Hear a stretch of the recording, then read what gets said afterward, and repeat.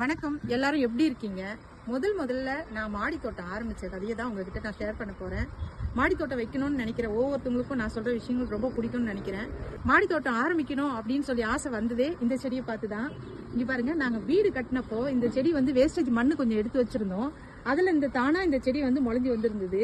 சரி, இது முளைஞ்சிருக்கேன்னு சொல்லி ஒரு பக்கெட்ல தூக்கி நான் இந்த லெமனை எடுத்து வச்சேன். ஆனா அப்போ அது எனக்கு லெமன் கூட தெரியாது. ஆனா நல்லா வளர்ந்து அப்படியே சூப்பரா ஒரு மரமா மாறிச்சு.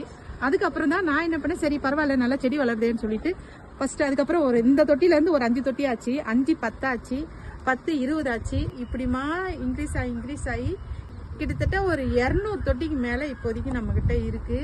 அதனால எந்த விஷயங்கள் நம்ம வராது, நம்மளால முடியாது அப்படின்னு நினைக்கிறோமோ அந்த விஷயம் தான் நம்மளால ஈஸியா பண்ண முடியும், நம்மளால சாதிக்கவும் முடியும். அதனால நீங்க யாருமே எனக்கு இது வராது அது வராதுன்னு யோசிக்காதீங்க. கண்டிப்பா முயற்சி பண்ணி பாருங்க, வெற்றி நிச்சயம். நான் உங்களை வேற வீடியோ